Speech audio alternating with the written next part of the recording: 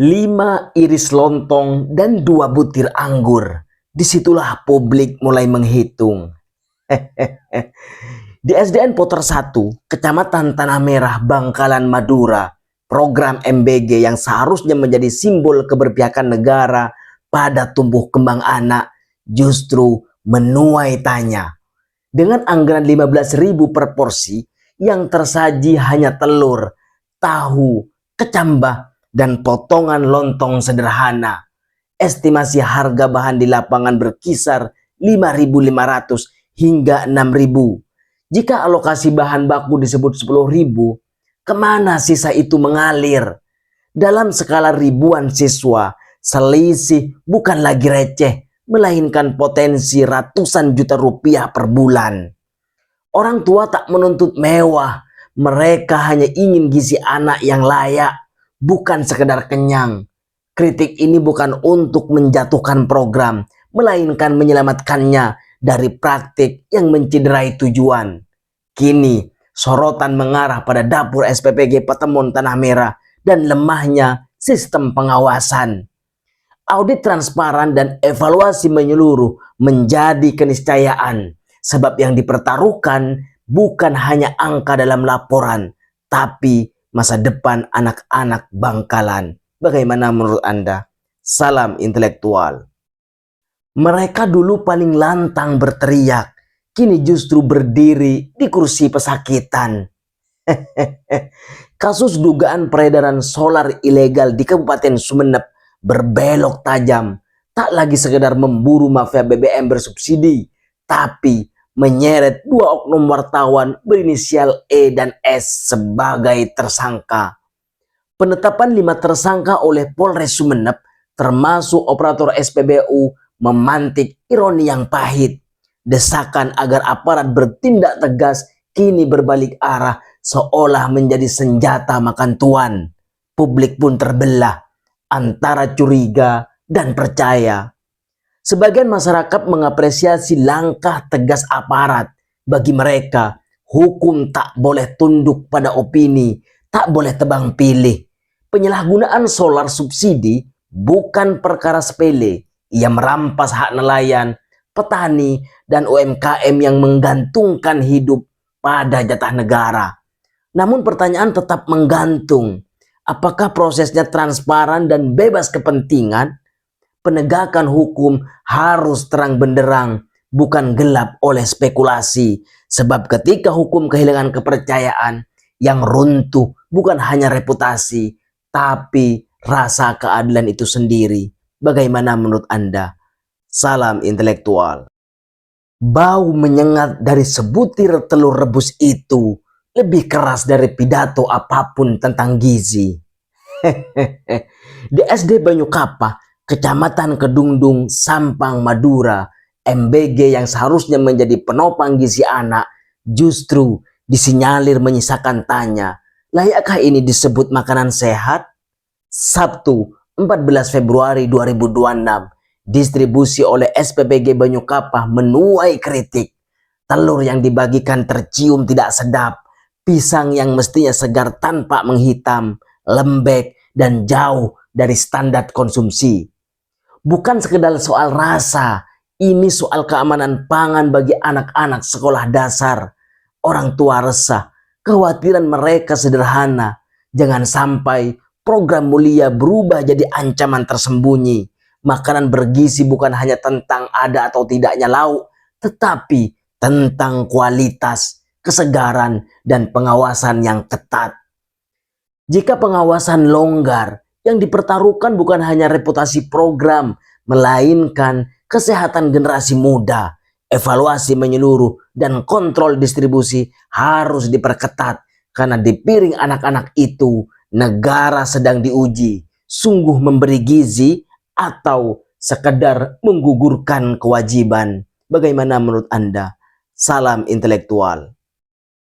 4 tahun adalah waktu yang cukup untuk melahirkan satu generasi baru, namun belum cukup untuk melahirkan satu tersangka. Dugaan korupsi honor BPD Desa Karanggayam Ompen, Sampang, Madura menggantung sejak laporan masuk 4 November 2022. Audit Inspektorat sudah menghitung kerugian negara sekitar 300 juta rupiah. Gelar perkara sudah, saksi ahli diperiksa, petunjuk Polda Jatim disebut dipenuhi, tapi hingga kini mantan kepala desa berinisial DI belum juga menyandang status tersangka. Proses berjalan kata aparat, namun publik bertanya, berjalannya kemana? Hukum bukan sekedar rangkaian tahapan administratif. Ia menuntut keberanian mengambil keputusan. Jika bukti cukup, tetapkan. Jika tidak, hentikan secara resmi dan terbuka. Menunda tanpa kepastian hanya memperpanjang tanda tanya dan mengikis wibawa penegakan hukum. Ketegasan Polres Sampang kini benar-benar diuji, bukan oleh opini, tapi oleh waktu. Saatnya transparansi dibuka seterang-terangnya. Publik berhak tahu ujung perkara ini. Jangan biarkan keadaan larut dalam sunyi. Ayo kawal, karena hukum yang kuat lahir dari masyarakat yang peduli. Bagaimana menurut Anda? Salam intelektual. Puluhan triliun rupiah mengalir, tapi di ruang sidang, angka-angka itu terdengar seperti gema tanpa peta. Di Pengadilan Tipikor Surabaya, Gubernur Jawa Timur Hovifah Indar Parawansa tak merinci komposisi hibah pokir dan non-pokir senilai total 39,3 triliun periode 2019-2024. Saat Jaksa Komisi Pemberantasan Korupsi menanyakan proporsinya terhadap APBD, jawaban presisi tak kunjung hadir. Data 2022 memantik tanya. Dalam RKPD, total hibah tercatat 9,39 triliun. Namun di persidangan, hibah non-pokir 2022 disebut 2,96 triliun. Selisih besar yang belum terurai terang. Apakah ini soal klasifikasi, nomenklatur, atau ada komponen yang tercecer dari penjelasan? Hibah non-pokir hampir 30 triliun dalam 6 tahun berada dalam kendali eksekutif. Artinya, akuntabilitas bukan pilihan, melainkan kewajiban. Transparansi bukan basa-basi, tapi fondasi kepercayaan publik. Sidang boleh berlanjut, tapi publik tak boleh berhenti bertanya. Buka data seterang mungkin, jelaskan skema sejelas mungkin. Kawal anggaran, awasi kekuasaan, karena setiap rupiah adalah amanah rakyat. Bagaimana menurut Anda? Salam intelektual. Janji manis 15%, ujung-ujungnya 0%. Sebanyak 123 warga desa Pira Tengah, Kecamatan Ketapang, Sampang, Madura, kompak mendatangi Polres Sampang. Mereka mengaku jadi korban dugaan investasi bodong yang ditaksir merugikan hingga 23 miliar. Angkanya fantastis, nyaris setara mimpi jadi sultan dalam semalam. Dua perempuan berinisial R dan K disebut-sebut sebagai motor penawaran investasi. Modusnya, usaha semen dan skincare. Modal setor, untung mengalir. Bahkan ada yang menyerahkan emas, bukan sekedar uang tunai. Awalnya, sebagian korban sempat menerima hasil, cukup untuk bikin percaya. Setelah itu, seret, lalu macet. Upaya mediasi sudah ditempuh, tapi jika niat baik tak kunjung muncul, jalur hukum jadi pilihan. Polisi menyatakan laporan masih dalam pemeriksaan. Publik tentu berharap ini tak berhenti di meja administrasi. Kasus ini jadi pengingat, iming-iming untung besar tanpa risiko, itu dongeng.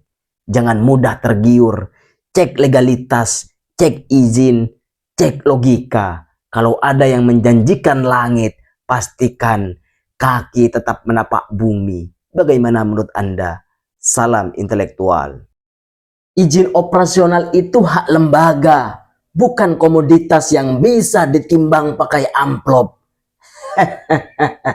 Aliansi Mahasiswa Sampang mendatangi kantor Kementerian Agama Kabupaten Sampang membongkar dugaan pungli dalam perpanjangan izin madrasah dan TPQ. Laporan yang mereka bawa tak main-main. Ada pengelola mengaku dimintai uang. Uang untuk apa ya?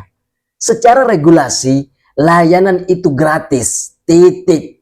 Kalau ada pungutan sekecil apapun, itu bukan uang rokok, itu pelanggaran.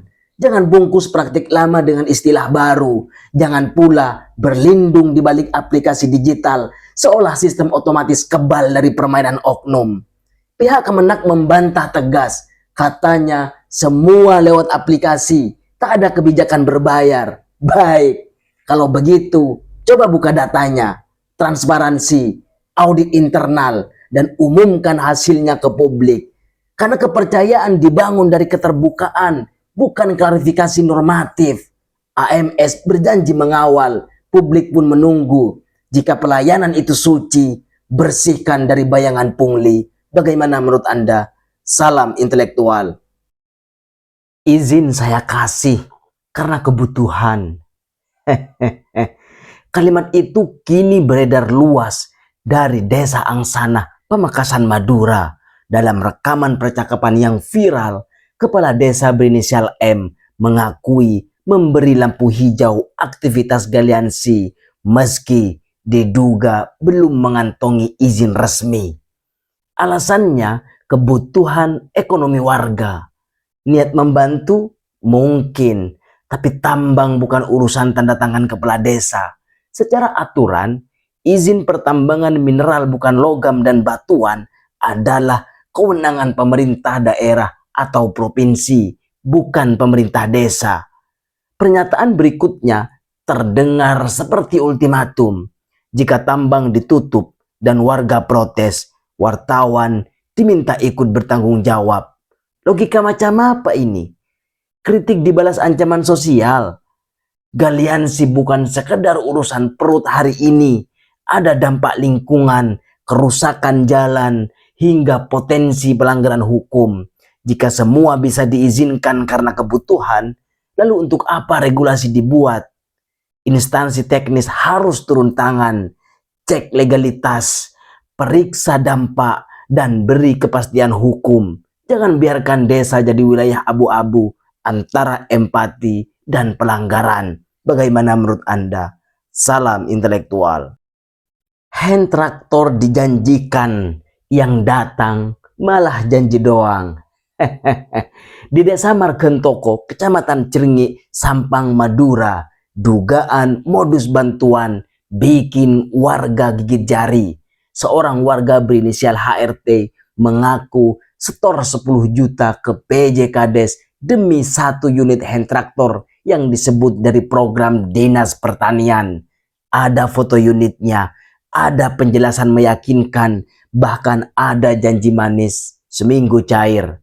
Tapi seminggu berubah jadi sebulan, lalu ganti tahun, unit tak kunjung datang.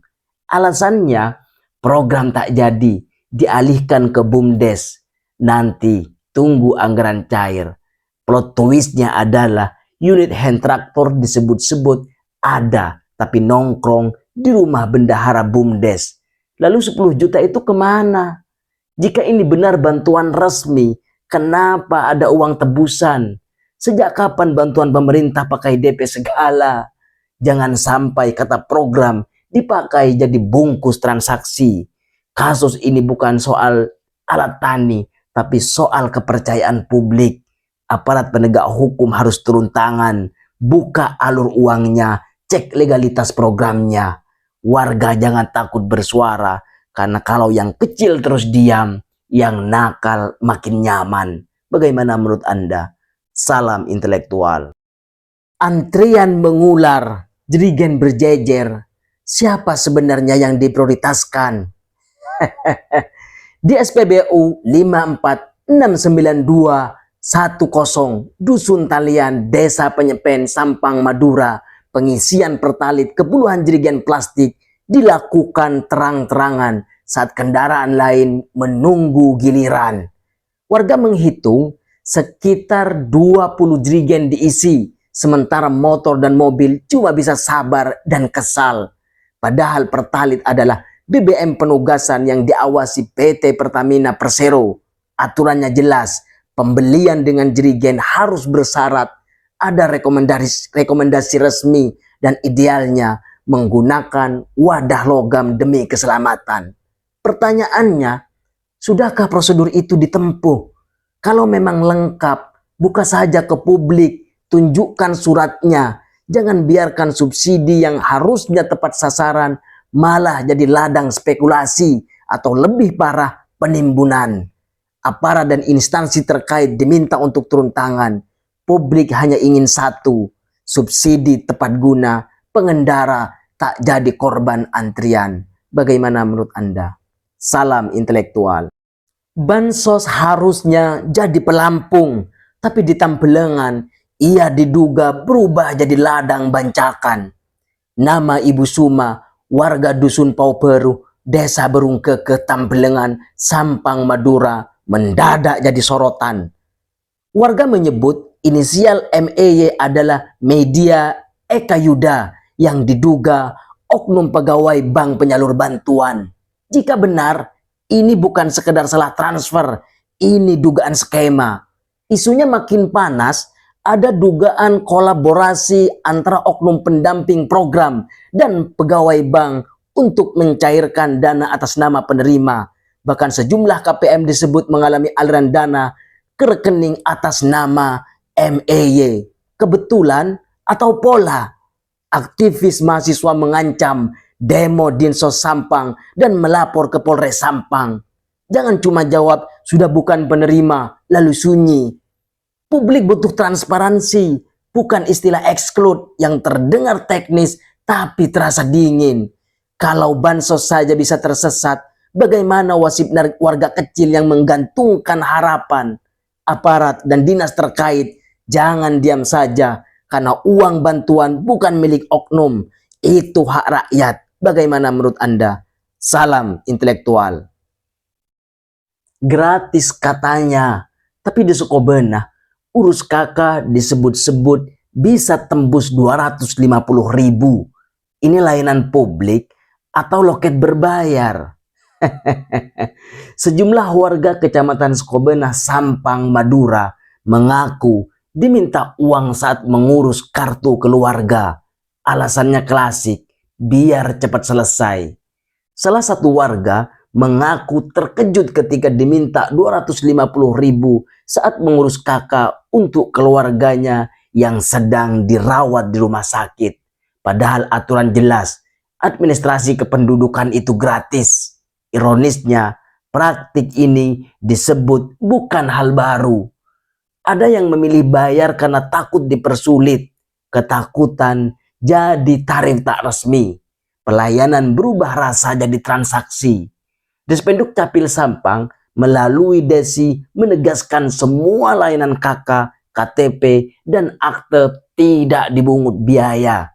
Jika ada oknum meminta uang, itu pelanggaran dan diminta segera dilaporkan.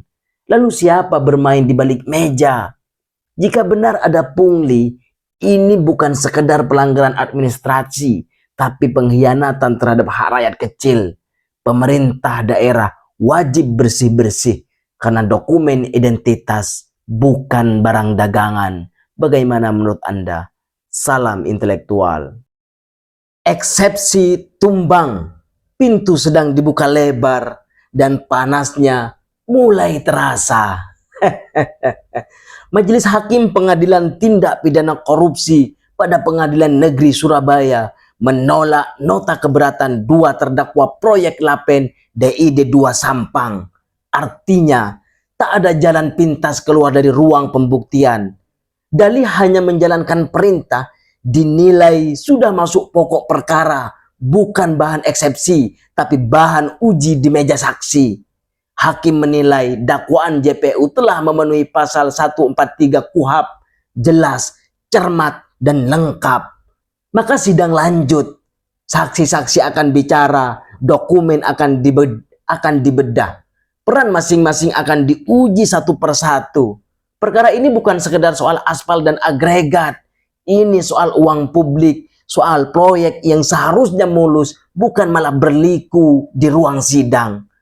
Publik Sampang menunggu siapa yang bertanggung jawab, siapa tahu, siapa diam, dan siapa yang diuntungkan. Jika memang bersih, buktikan di persidangan, dan jika tidak, biarkan hukum bekerja tanpa rem. Bagaimana menurut Anda? Salam intelektual. Urus tanah kok rasanya seperti beli janji ya? Di Kelurahan Karangtelem, Sampang, Madura, 4 warga, Yusni, Hajatobei, Saat, dan Misrai, mengaku sudah setor uang untuk pengukuran tanah 2 tahun lalu. Dana disebut diserahkan lewat perantara kepada oknum pegawai berinisial U dengan harapan proses dipercepat. Tapi hasilnya bukan sertifikat, tapi penantian panjang. Ironisnya, persoalan ini kabarnya sudah diaudit Inspektorat Kabupaten Sampang. Bahkan disebut sudah ada penyelesaian dan pengembalian. Tapi realisasinya masih menggantung seperti jemuran yang tak kering. Saat dikonfirmasi, jawaban yang muncul, insya Allah setelah Lebaran ketupat. Publik bertanya, pelayanan publik pakai kalender hari raya atau pakai standar waktu yang jelas? Kalau benar sudah ada audit, buka hasilnya. Kalau sudah ada tanda tangan penyelesaian, tunaikan. Jangan biarkan warga kecil berputar-putar di lorong birokrasi yang gelap. Bagaimana menurut Anda? Salam intelektual. Penjara harusnya bikin kapok, tapi yang ini malah buka cabang usaha dari balik jeruji.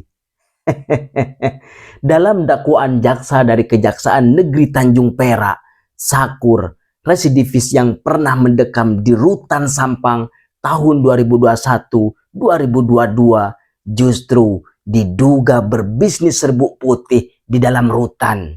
Modusnya bikin geleng-geleng, paket kunjungan diselipkan dalam nasi, terlalu rapi untuk ukuran tempat yang harusnya paling diawasi. Dari bisnis haram itu, ia disebut meraup 700 juta. Sebagian dipakai membeli mobil mewah. Ironis, uang haram melaju gagah di jalan raya. Usai bebas, transaksi lanjut, stok disimpan di apartemen, konsumsi di mobil, hingga akhirnya diringkus di hotel. Barang bukti, serbuk, timbangan, bong, lengkap seperti etalase mini. Pertanyaannya, bagaimana mungkin bisnis haram bisa leluasa beredar di dalam rutan? Ini bukan sekedar soal Sakur, ini soal pengawasan, soal integritas. Kalau jeruji saja bisa ditembus, siapa lagi yang bisa dipercaya? Bagaimana menurut Anda? Salam intelektual. Serbuk putih 23,58 gram. Angka kecil, tapi isu yang mengiringinya besar. Benarkah utuh atau publik hanya diminta percaya? Polres Sampang menepis tegas kabar penyunatan barang bukti kasus camplong. Dalam rilisnya, serbuk seberat 23,58 gram yang disita saat penggerbekan 9 Januari 2026 di Dusun Komarong, Desa Rabesen disebut tetap, lengkap, hingga pelimpahan tahap 2 ke Kejaksaan Negeri Sampang. Statusnya P21, katanya transparan. Kasat Narkoboy Ibtu Yuda Julianto juga membantah isu mahar. Katanya semua prosedural, semua profesional. Oke, tapi di negeri yang pernah berkali-kali diguncang isu serupa, klarifikasi saja tak cukup. Kepercayaan publik tak lahir dari konferensi pers, melainkan dari keterbukaan data, dokumentasi timbang ulang, dan akses informasi yang bisa diuji.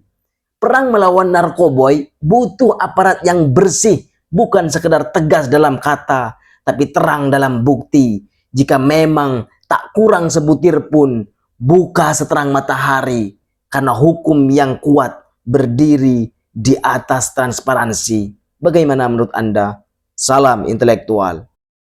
Puluhan triliun rupiah mengalir, tapi di ruang sidang, angka-angka itu terdengar seperti gema tanpa peta. Di Pengadilan Tipikor Surabaya, Gubernur Jawa Timur Hovifah Indar Parawansa tak merinci komposisi hibah pokir dan non-pokir senilai total 39,3 triliun periode 2019-2024. Saat Jaksa Komisi Pemberantasan Korupsi menanyakan proporsinya terhadap APBD, jawaban presisi tak kunjung hadir. Data 2022 memantik tanya. Dalam RKPD, total hibah tercatat 9,39 triliun. Namun di persidangan, hibah non-pokir 2022 disebut 2,96 triliun. Selisih besar yang belum terurai terang. Apakah ini soal klasifikasi, nomenklatur, atau ada komponen yang tercecer dari penjelasan? Hibah non-pokir hampir 30 triliun dalam 6 tahun berada dalam kendali eksekutif. Artinya, akuntabilitas bukan pilihan, melainkan kewajiban.